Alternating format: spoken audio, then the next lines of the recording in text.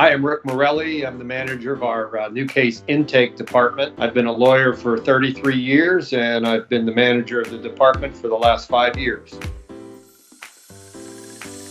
I grew up in a small town about an hour north of Pittsburgh called Newcastle, and now I live in the Pittsburgh area.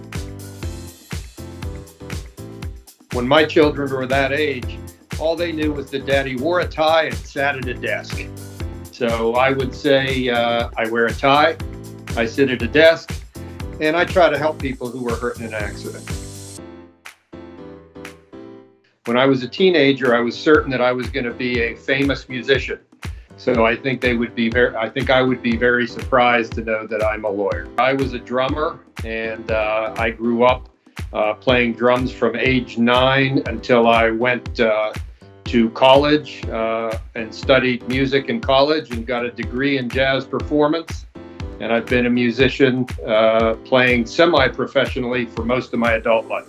When I was a music student at the University of Miami, we were kind of a brother and sisterhood of musicians, and some of them went on to play with some very famous people like Gloria Estefan and the Miami Sound Machine, Blood, Sweat and Tears, the rock band Kansas, Enrique Iglesias. My roommate is a studio musician in Los Angeles who's played on just about every movie that you've ever heard of, was in the orchestra on the American Idol TV show.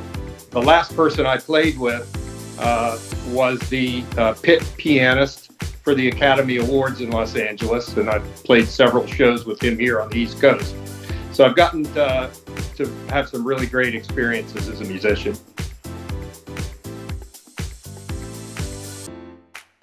Most of my hobbies and collections revolve around music. My most prized possession is a drumstick that Buddy Rich gave me when I was a kid. I would go every summer to see him at the Idora Park Ballroom in Youngstown, Ohio, which is about a half an hour away from where we grew up.